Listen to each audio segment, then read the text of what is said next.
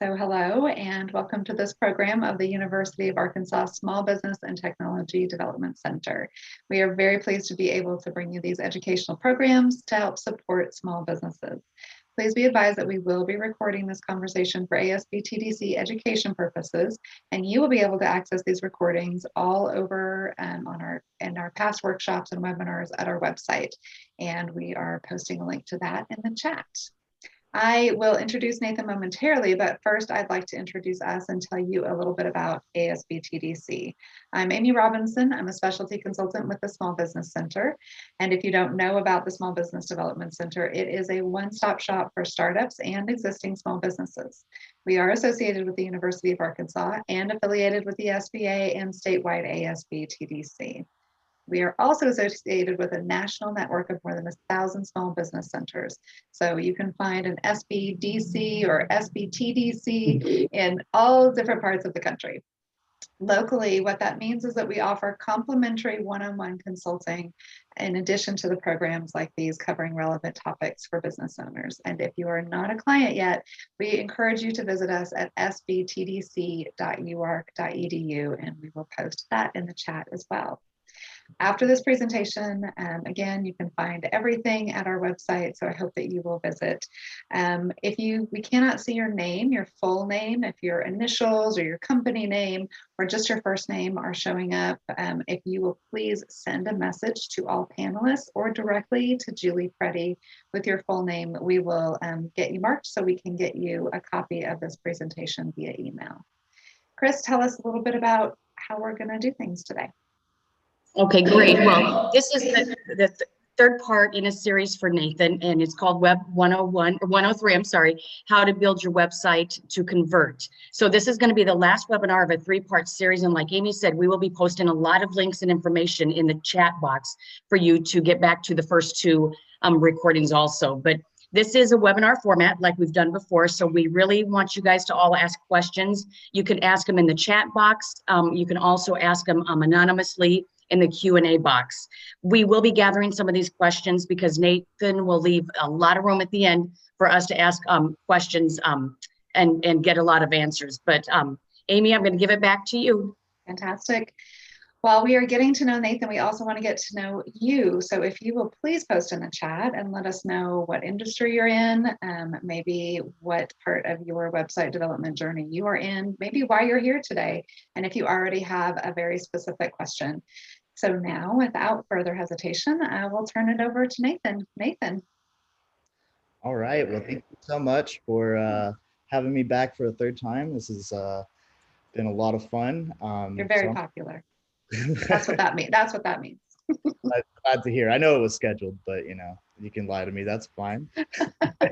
Let me jump right in and get this going. So this is Web 103, and I've amended the topic of this a little bit. Talk about e-com.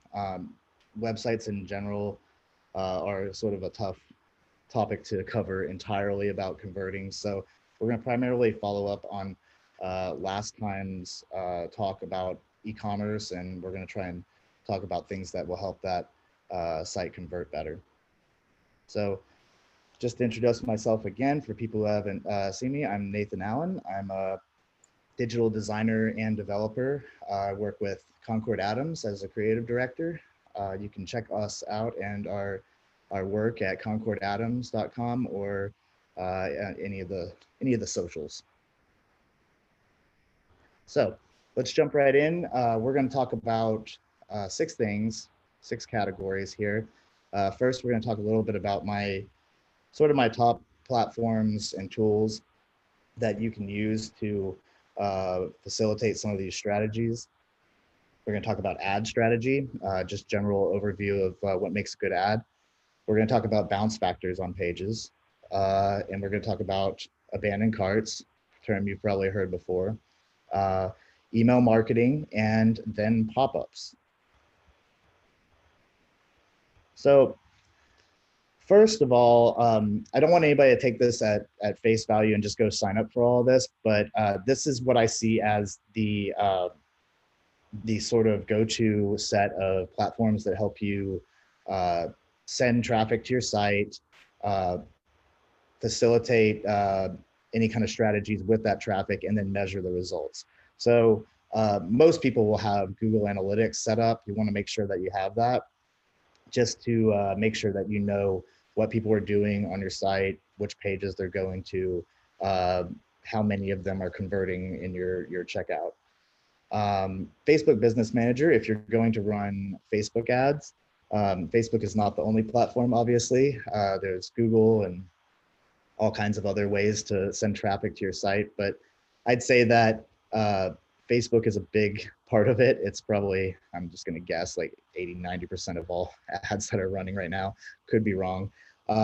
And then within the Facebook Business Manager is going to be something called a Facebook Pixel, which we'll talk about later.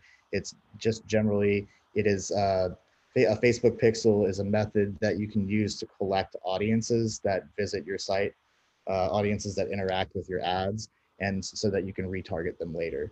So I'll mention a little bit about that and explain how that works. Now the last one, Klaviyo.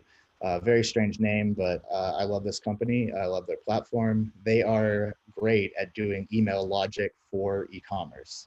So that means, you know, if somebody checks out with this type of product, you can send them this email. If somebody checks out with this category of product, you can wait 3 days and then trigger something else. It's really fantastic for that. There are many like it though, so they're just my favorite. There are plenty of others that you can look into that do that kind of thing. Good to have though for these strategies we're going to go over. So last time we talked about the standard e-commerce site in Web 102. This is, I kind of outlined everything that a visitor might go through from home all the way at checkout, and all the various routes that they might take to get there, from organic search to targeted ads. Today, we're just going to talk about targeted ads, and I'm going to simplify this chart a little bit for a minute and sort of zoom in on just the product all the way to checkout section. So we're going to assume that you're running ads to your product page. Obviously, you want to get some money from that. You want to have them check out and confirmed at the end.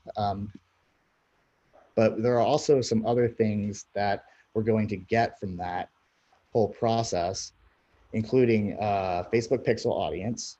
So every time somebody clicks on an ad and goes to your site, they're going to be added into that audience. And we'll talk about how to use that later. There's also a point usually in your checkout that somebody is going to give an email address, along with putting in their their address for their home and everything. They're going to probably give you an email address, and they may even do that may even do that in not complete checkout. So next, we're going to talk about some bounce rates. If you don't know what a bounce rate is, it basically means that somebody has gone to a page. They may have scrolled a little bit, but generally they've done nothing to interact with the page, and then they leave. So that's a bounce. That's generally what's regarded as a bounce by most platforms, including Google Analytics. So if you're looking at your bounce rates, you're probably going to notice something around 50% or 45%. So that's a normal rate. 45%. I think that survey was done last year. For e-commerce, 45% of people will leave a page after they go to it. So don't be freaked out by that number. It seems kind of high, but I wouldn't worry about it too much. What's high is probably like 60%. We're going to go through some of the pages on e-commerce from product to checkout and think about what might be causing a high bounce rate, and anything else that could contribute to someone not reaching checkout. So let's talk about ads. Start the big ad machine. So there's a lot to the ad world, obviously. It really depends a lot on the brand that you have, that you're promoting, and the product itself. So I'm going to try to avoid making some broad generalizations here, but these are pieces of advice that I have for you whenever you're starting an ad program, starting on Facebook or something, and trying to come up with campaigns that you think might help you just get started on learning. The first thing I would probably do is just obviously think about the products that you have that sell the best. If you have data on that, that's great. If you don't, take a good guess at what you think people are really going to go for, what's visually appealing, what types of products you might have that you can target really well on Facebook or whatever platform. And getting these running and starting a baseline of just conversion data, how many people are clicking, is going to be key for the future of your ad strategy, because everybody's product, everybody's industry kind of has different cost per click, and it's just sort of like a unique cost DNA for your business. And finding out what that is, what the baseline is, will help you reiterate and do better each time and getting that cost lower. Narrowing your targeting is going to be a big deal, because obviously if you're just shooting ads out to every American or something like every American like that, you're probably not going to get a lot of clicks. If you narrow it down by interests, similar interests to your product, if you narrow it down by gender, age, all that, you're probably going to get a lower cost per click and probably more sales. So whatever you do, you definitely want to document. I really recommend keeping a sort of journal. Doesn't have to be written, but maybe like a Trello board or something like that. So, just basically something that you can look back on and make sure that you know where you've been, what you've tried already, and you don't keep redoing that over again.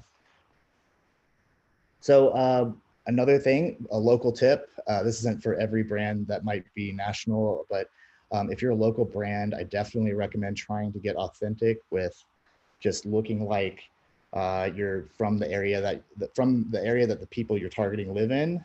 That might be, visual references to places that they know.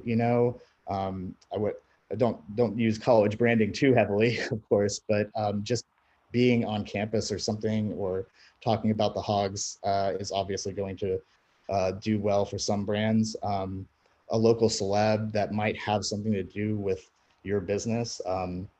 If there's some, if you're selling any kind of dry foods or something like that, you might have a local chef or somebody talk about it. Just wild examples here, but making it apply to the people who are viewing it in any way, making it clear that you're not just like some distant brand that's trying to get their attention from another state is going to help a lot. Also, try different ad formats. So if you've used Instagram or Facebook, there are stories. People can run ads on stories. They're obviously very different in orientation, shape. You can have video stories, all kinds of stuff. You have swipeable content. So if you're selling clothing, for example, you can have multiple, items that people can click into. It doesn't just have to be one. And you might try switching up which ones you lead with, which ones you have later in the stack. And then obviously video is going to do well usually over posts, but some brands surprise me about that.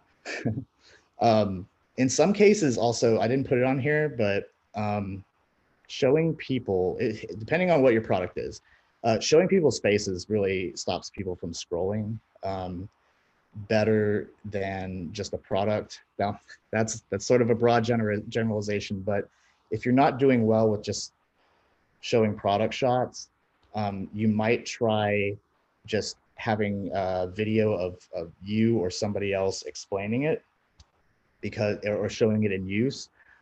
People just naturally stop and look at other people's faces. That's kind of the first component of that, but they also want to see authentic content of somebody relatable telling them about something rather than just a photo sometimes.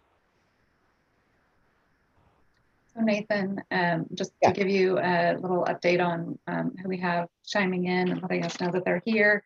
We have a real estate company. We have an apparel company. Yay, this is definitely talking to you today for sure. We also have a sales coach. So some are just wanting to learn general, but there are a couple of very, more specific questions, really curious about ads and getting ready. A lot of them are just getting ready and getting started on ads. If anybody comes up with any very specific questions, we'll kind of move in there, but I wanted to make sure that you have that context. We Sure. probably have a few people on here that are returning from last time, and we'll hear from them in just a little bit. Okay. All right. Yeah. Great that we have a clothing brand on here. So this will probably apply a lot. For real estate, I definitely recommend more people-driven ads or it could be more about showing some great architectural photography too. But yeah, I haven't really been in that industry, so there's a lot of experimentation to do there. But I also know that there are ad networks made for real estate that are really useful, really powerful, and there are a lot of experts out there who know exactly how to pitch, how to create ads just for that industry. I see them advertising their services everywhere. They're very good at what they do, though. We also have our lighting company, talking about how it's really tough to provide all the graphics. So that's one of their challenges. And I know early on in 101, color was one of the conversations that we'd had with them. So they're here. Hello. Yeah, well, I definitely recommend working with an architectural photographer. They will know how to make your product look really great, and partnering with some other people in a relative industry might be really good too. Interior decorators or maybe even real estate. So you can get some very similar assets out of one photo shoot from stuff like that. Some using lighting, using someone's service and selling a house. You guys should talk. Anyway, let's move on to Facebook Pixel. I want to explain this a little bit in a little bit more depth. So normally when you're running an ad from on Facebook or Instagram to your product, somebody may find your ad, like it, they might click it and go to your product page, decide for some reason that they're not interested, and they'll leave. In that scenario, you probably won't have them find your ad again. It'll be just one touch on your brand, and they might not remember you, might not ever come back. But it might not have just been that product that they didn't like. It might have been something very simple that drove them away, something that might not have been that big of a deal if they had just seen another product. So retargeting or Facebook Pixel rather, is really great at gathering an audience full of all the people who have interacted with your page. And later on, you can serve them another ad, maybe a week later, maybe a month later, although I think there is a limit on how long they'll stay in your audience. At any rate, you can serve them another ad to another shoe or product. I've got shoes here. Another product that you think that they might like better.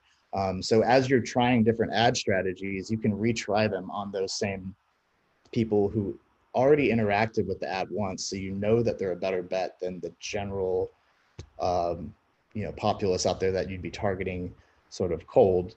You know that they were interested enough to click on that ad once. So you're already kind of like halfway there, right? By targeting them again. So a lot of people probably see this happen whenever they visit a website. It's a little creepy to some people if you go look at a shoe or something online and then you're on Facebook and you start getting their ads. You've been pixeled. That's that concept, and it's there in Facebook, it's in Google ads, it's all over the place. So definitely a good strategy to use, though. It saves money on cost per click. We have a business sales coach on with us who just got Facebook Business Manager, Pixel, an audience all set up this week. So good conversation for them. Very good. Excellent. It's a fun start to the process. You're gonna have a lot of fun with that. There's so much in Facebook Business Manager, you can get lost in there. It's a massive dashboard and it's changing all the time, much to people's anger whenever it does. But yeah, there's a lot to explore there, and I only have time for touching on it for one slide, I'm sorry to say. Anyway, let's talk about ad continuity. This is a ad that I just found who's targeting me for my beef jerky love. But you can see here that their ad looks a lot like the page that it goes to. It shows similar photography. It has brand colors, the red and the purple that line up. With this concept, I'm really just saying that ads should always point to a place that looks like it belongs in the flow, that they feel like they're still going to the same experience. They're not surprised. So oftentimes, if your ad has a different picture from the first picture they see on a page, sometimes that can cause a bounce. People are not seeing what they expect, or they learn something new from it that wasn't what they expected. So consider this whenever you're looking at fall off for clicks. But also, whenever they get to that page, make sure that you continue that dialogue. Sometimes that involves just making sure you have reviews there, longer descriptions, or if you have somebody like let's say you do have a local celeb like pitching your product on the ad, it might be good to follow that up and have a longer form video or something on the product page, stuff like that. You just basically continue the whole narrative from the smallest point to the full experience. The real question here, Nathan, is did you buy it? Well, I didn't. I stuck them in your presentation because they did a really good job. I think that I'm still in their ad flow. I'm in the center of the funnel, and I just feel like at some point I will.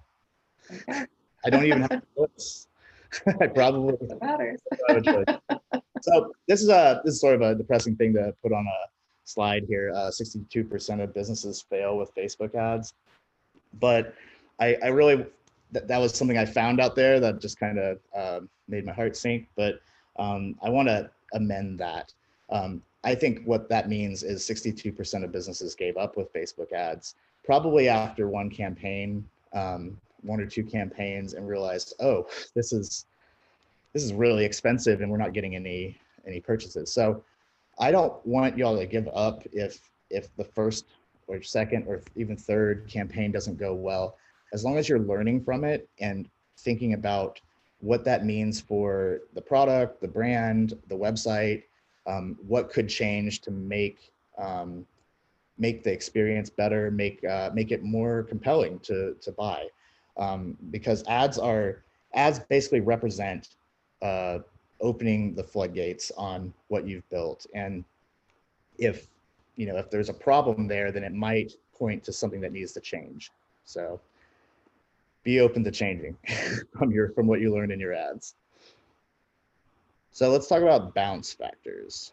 So on each of these pages that traffic might hit after an ad, there might be something that's contributing to a high bounce rate. So let's say that you have an extraordinarily high bounce rate on your product page. Questions that you might ask about the experience, if you're like going through it on mobile or on desktop, is it easy to find the buy button? Does it stand out enough? After somebody's been reading down a very tall page, can they find the buy button again? Are the product variants, if you have those, are they easy to select? Can it be easier to select them? Are they getting some kind of an error that you may not have noticed, some kind of out of stock or something like that? And that would, if you are out of stock on something, you don't want to send ads to it, but it also could be a bug in the design. All kinds of things can happen that can contribute to that, and you just want to keep an eye on the experience and go through it yourself frequently. at some point, you may have products where people are very surprised by the price. That's a sort of a commonality between, they could experience that on the product page or on cart. They could even have second thoughts at checkout about it. That happens frequently. We'll talk more about how to address that later. But on cart, especially, trustworthiness is a factor. So if you have a lot of bounce on the cart, a lot of abandoned carts, then it might be good to look at trust factors, just, security promises and stuff like that, or making sure people are easily aware of what's in cart, how many, quantity is in there, subtotals and all of that, and make sure that shipping cost, if there is any, is not a surprise.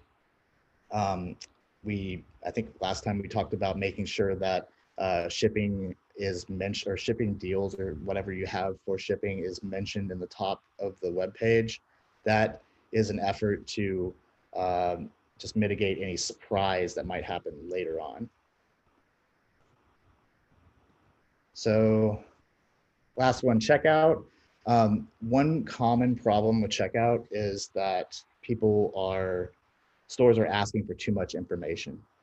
So you want to often ask yourself, what is the bare minimum that people need to give you to check out? People hate filling out forms. It's really annoying. They do it all day long in some cases, and they don't want to do anymore. Yeah, if you can do anything to make the checkout simpler, that means maybe payment options that do that for them are really, really helpful. Like, one-click Apple Pay and all that we talked about last time. That really skips a lot of the steps, and it can really up conversion on a cart or a checkout. If you are asking someone to create an account, sometimes that's just not worth it. In many cases, it's just as simple as getting a password from them, but even that one field, they're kind of like, I don't want to go through this, and they might bounce.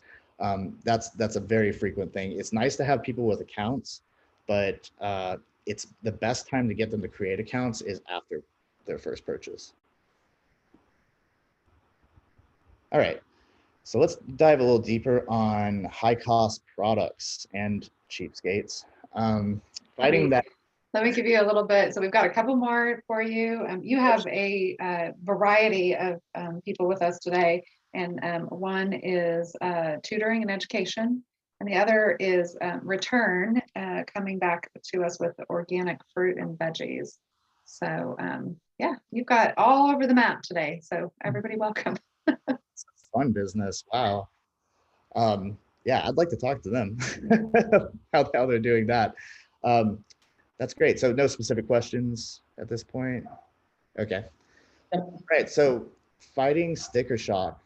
This is a big problem for a lot of companies. In particular, at one point I had a client who was selling outdoor furniture.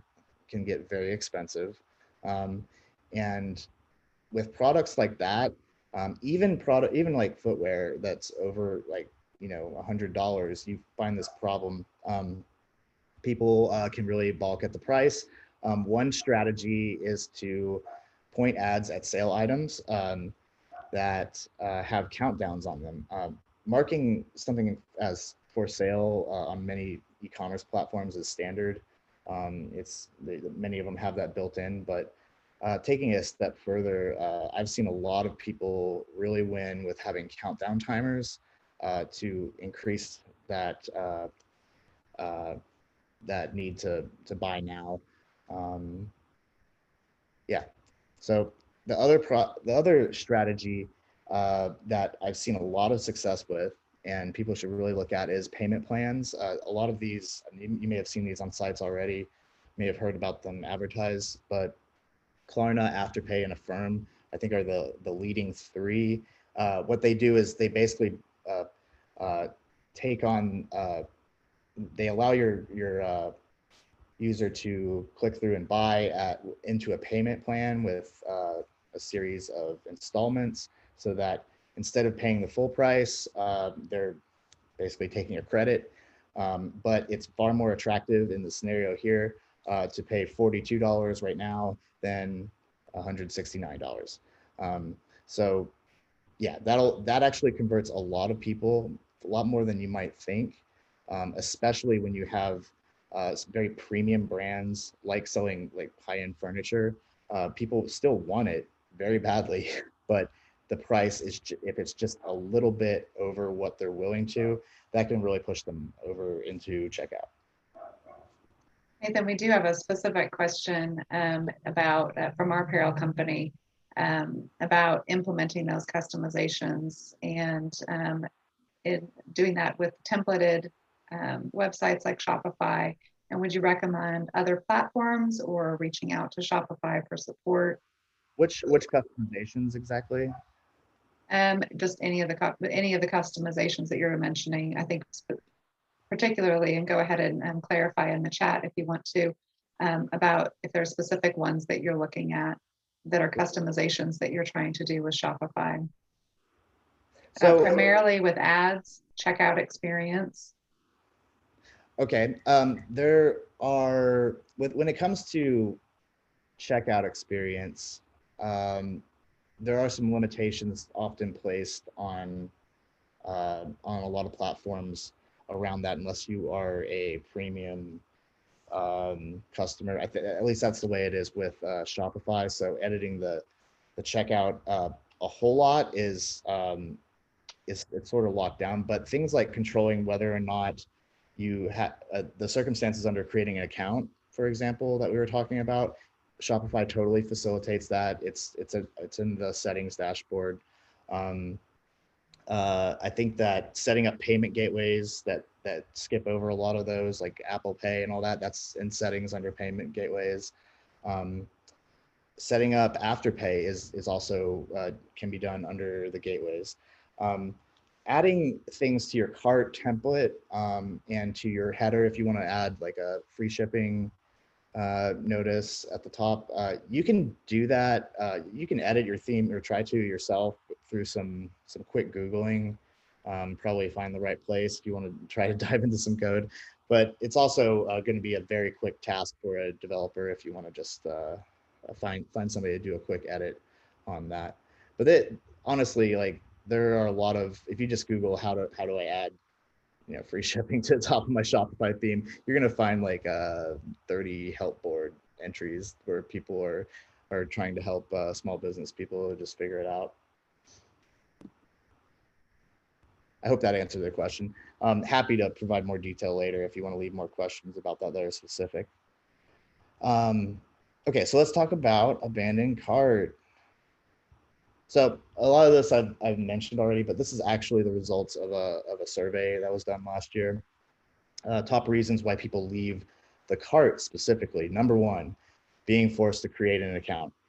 That's the number one reason. Sometimes people just want to buy something and run. They don't want to give you any more. Number two is struggling with complicated checkout processes. So this involves like, how much do you really need from me to take my money? Like, you need my address, you need my credit card number, my email address. So maybe that's all you should have, if even that. If you can get away with less with a payment gateway, I definitely recommend it. Unexpected delivery costs. So we talked last time about how hard it is to actually work with margins and high shipping fees. A lot of people are sort of spoiled about that, and they want free shipping everywhere. So do what you can on that, but definitely it's very good for the whole experience to make sure it's said on every page, preferably in the header, so that people don't have surprises at a certain point. And then concerns over security. I was surprised that this one actually made it on the list, but those security, something like guaranteed safe checkout, stuff like that. You see those on checkout, on carts and checkouts frequently. It's just a trust thing, and if people see it, they'll feel a little bit happier about giving you their credit card number. I should mention that there's this security and safety thing is a little bit more broad than that. If people see a website address that doesn't have HTTPS in it, they will get a little bit iffy about that. If people see that they're checking out on something that looks familiar, like a Shopify checkout, it actually really increases trust, because the likelihood of them checking out on another Shopify store, like at some other point, was probably high. So many Shopify stores now, that they'll find it familiar, and they'll feel a little bit safer about it. So now let's talk about abandoned cart email flow. This is a really great thing that a lot of brands do, including this one, Dingo, who sells these boots that I've been showing everybody here. So at some point in your checkout, somebody may enter their email address and then leave. This happens very frequently. This as soon as they do this, they have these items in cart, and you have their email address, but they just haven't paid for it. They haven't concluded it. This is called an abandoned cart. So now that you know this, and you can probably see them in your platform, Shopify has a place where you can look at all your abandoned carts. You can actually do something with those emails using something like Klaviyo that I mentioned before. You can set up email flows to send them an email 24 hours later or 4 hours later, or whatever you like to do. I usually tell people 48 or 24 hours later, because of people tend to have predictable schedules. If they were available at 6 p.m. today, they might more likely be available at 6 p.m. tomorrow to check their phone. So that's just one thing. Excuse me. So in this example, we have a subject: "We saw you looking," which is a little creepy, but you can be a little catchy with the title, and "thought you might want whatever product at a discount. Here's $10 or 10% off if you complete your order." So this is really important. A lot of people have email flows or abandoned cart email flows set up to just say, "Are you sure you didn't want this?" And that's all they say. One of the most successful strategies is to try to push them over the line with a discount, because you'll get a lot more people clicking through and doing that. And oftentimes, it might be cheaper to acquire a customer that way than running an ad and starting all over, right? So you just kind of want to run the numbers on that. Nathan, do you feel like that's a common practice to the degree that people are maybe starting to expect it a little bit, if they kind of... Yes, absolutely. Lots of people, including myself, who like just pretending to walk out of the store and get the salesman. Yeah. Oh, it works. And yeah, I mean, I'm guilty of that too. I'll go set up carts everywhere and see who's going to give me the deal. And I'm really kind of annoyed when they don't. I'm like, I've been waiting for like 3 days and I haven't gotten an email from whatever. They don't care about me. But yeah, people definitely do that, and people save emails, like codes in their email too for later. We'll talk a little bit about pop-ups in a minute. People definitely give emails. People are so willing to give emails for discounts, and that's something we'll touch on.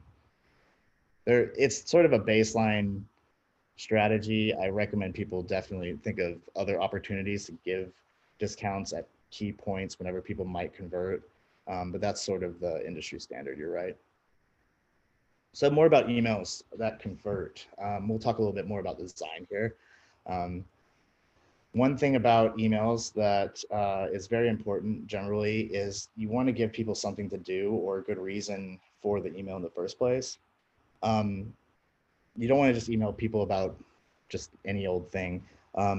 It's good to announce a sale, a new product line, or definitely holiday specials, or member exclusives, but it has to be something actionable, something that they can move on, something that will be a good enough reason to interrupt their inbox.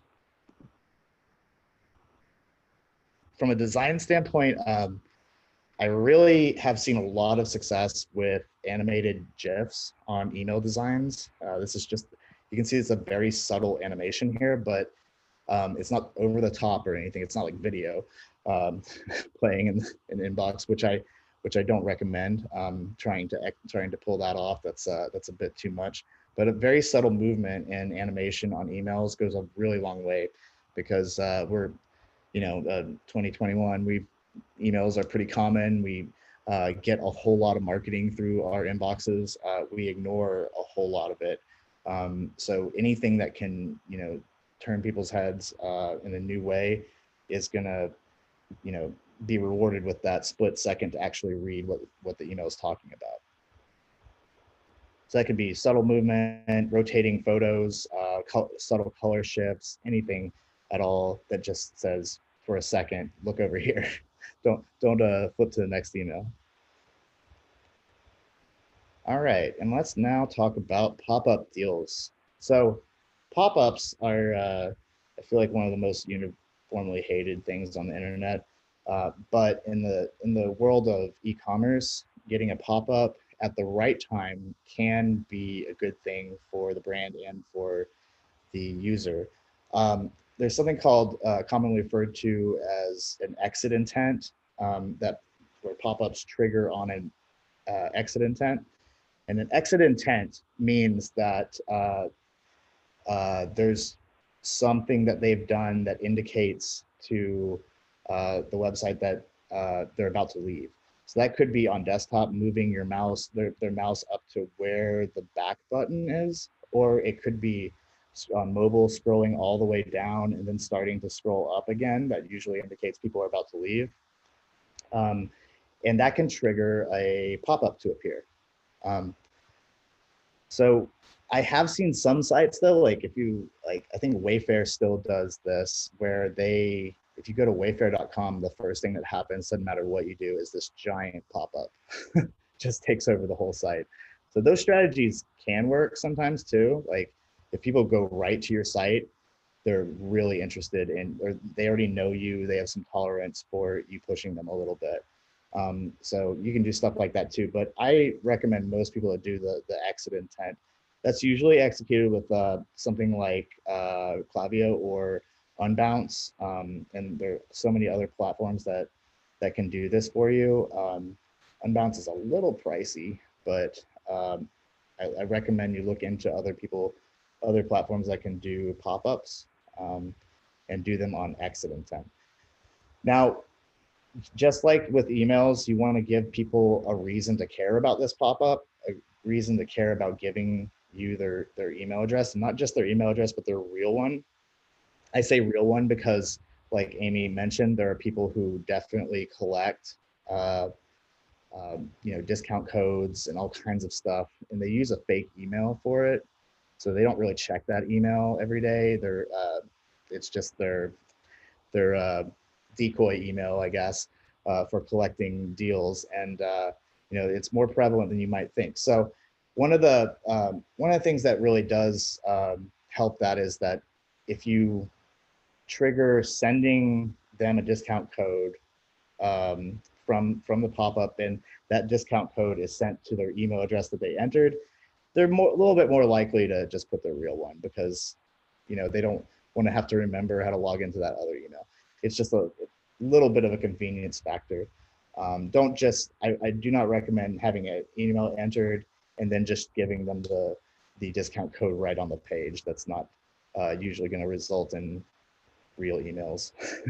So yeah, and that.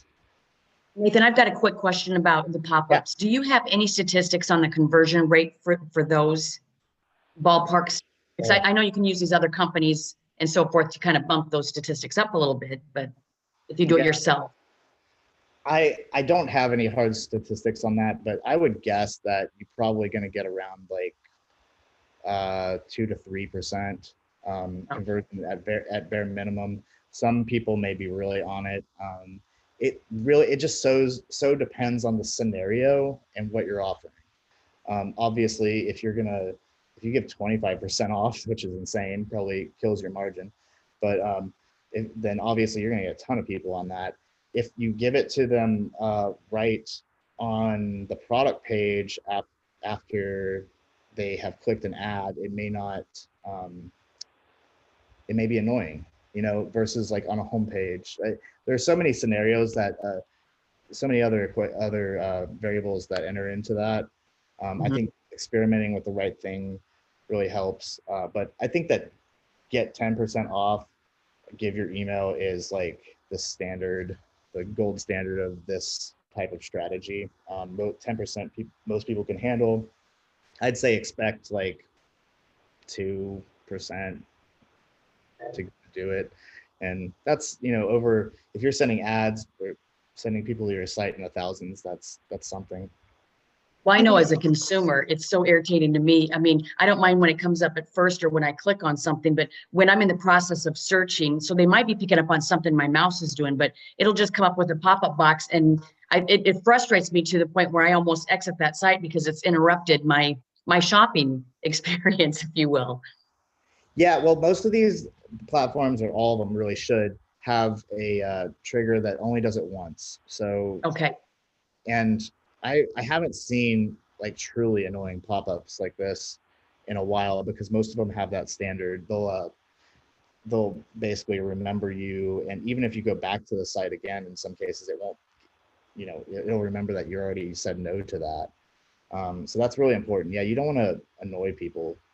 I had to get a sale.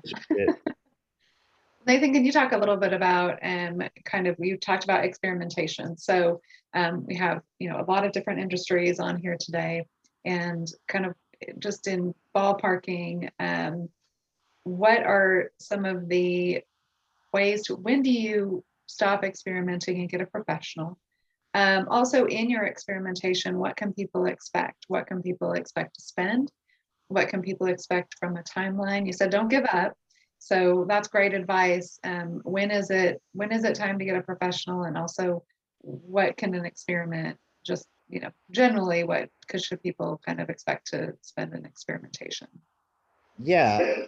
So I I mean, I really am a big proponent of people trying out a process before bringing an expert in general, because um, even though it's a little bit painful, you wind up knowing more about it, and kind of you're able to assess someone's services better when you know a little bit more about it, so that you're getting what you're paying for out of it. So in light of that, I definitely recommend trying to run a few ads yourself, and at the very minimum, you're establishing sort of a baseline on click-through rate, on you're sending traffic to your site and seeing what they do, seeing how they behave.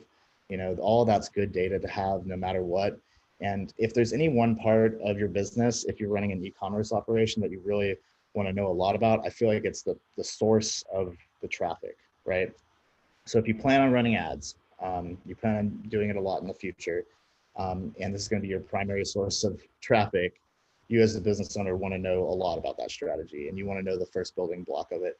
So I would try it, mess up, and then seek out a professional.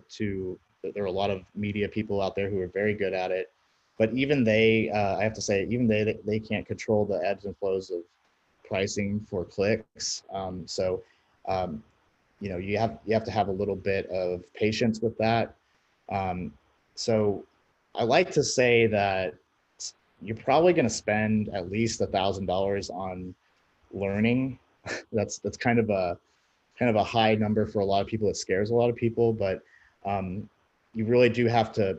The thing about the ad game is the people who win, they stick through it in the long term. So it's kind of a high investment at first, but it comes back really quickly whenever you find your groove, you figure out which ads are converting, and then you start scaling that up, and really opening the fire hose tap, and just like getting a bunch of people in there. If you know your click-through rate is this, if you know your margin's this, the formula is fixed, and you can just spend all the money you want on that formula, and it'll make you money. So it takes a while to get there, though, and it takes some money to get there. Well, and you had mentioned earlier, you talked about if you do need code, you can bring people in just for some of those little things. Yeah. that is not that expensive. It should not be. Right. So, Well, like, what are some of the other things that, you could do in some of those smaller capacities just to make sure that you're on the right path? you mean just with small changes to the site? Or bringing somebody in to kind of look at some of, like, looking at your strategy, having a site assessed or something along those lines, and kind of looking at, am I on the right path? Am I really messing this up, or any of those things? Absolutely, yeah.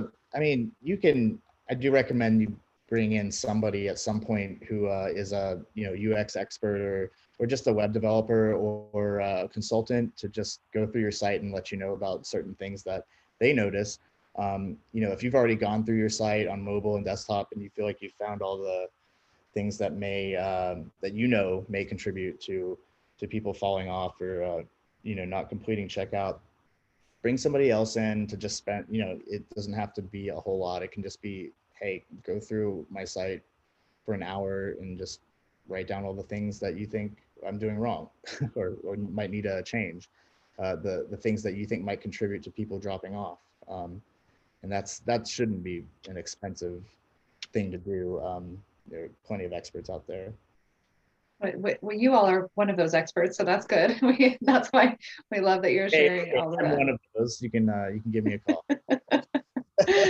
Well, we don't want to, I want to make sure that we don't have any other specific questions before we close everything out, but make sure you get your last slide up there so everybody has your contact information. And we'll remind everybody that we have been posting, and we'll post again. But all of these are available. We did have one question because we can reflect back on your 101 and 102. We have a confectioner who was asking a little bit about some of the things that you'd covered in some of the previous, about pros and cons between Shopify, Squarespace, Stripe. We kind of went over some of those things through the lens of this confectioner. What are some of the things that you can recall that were some great tips from your last couple of webinars that you think you could bring forward for them right now? Oh, I know. Yeah, just solve the problem right now. Hurry. I mean, I have to remember what I've said. Oh my. You're like, what did I say about all that? What stands out to me is, I'm going to be really biased here. I really believe in Shopify's platform a lot. They haven't paid me anything to say this, but I see where they're going, and where they're growing, and where they're getting better, and I can see some dominance in that area. So while there is plenty of research to do on platforms, I really think Shopify is great for e-commerce. It has a very nice balance between, like, tools and manageability on a dashboard and reporting for people who aren't coders, aren't developers, but it also lets developers get in there and do a lot of custom stuff. So it's got nice balance of that. I think that from the last class, really getting payment gateways like Apple Pay, Google Pay, and any kind of pay, Amazon Pay, like getting all of those set up is going to be also a growing area of convenience for shoppers. And I think that my point's generally about how big the direct-to-consumer e-commerce industry is going to be at some point is definitely valid. I think we're going into a time when the early adopters for this and small businesses will win in the long scheme of things, if they start just getting comfortable with managing their own e-commerce site. That's a really great point. Yeah, I think that, from a consulting standpoint, I know that we always say know enough to make good decisions. So I love everything that you've done through all three of these, because you really encourage people to dig in there, experiment, know what it is that you're doing before you just turn it over to somebody.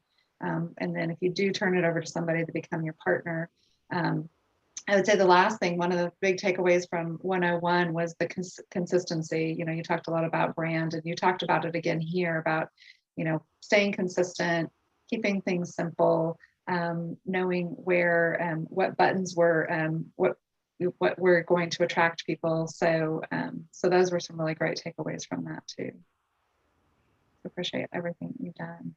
Well, thank you. And thank you, Tracy, for recommending the ASB TDC team. Yes, we do love to spend time with you in a one-on-one setting. And again, that is at no cost to you. So we're going to go ahead and close this up, but we're going to post the links one more time because we have all of these fantastic resources for you at your fingertips on the website. So we want to thank you again. And if you, as an attendee of the conversation, you'll be emailed a copy of this presentation.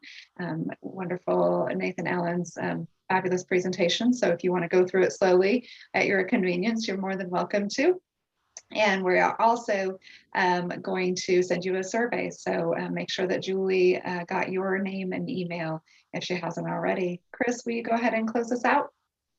I sure will. So we, again, are so happy that you guys all joined us, and we have a full listing of our workshops at sbtdc.uark.edu. And you can also use the QR code right there on your screen to get more information. Maybe I should share that QR code. Do you think? Maybe that would be help? great. Okay, there you go.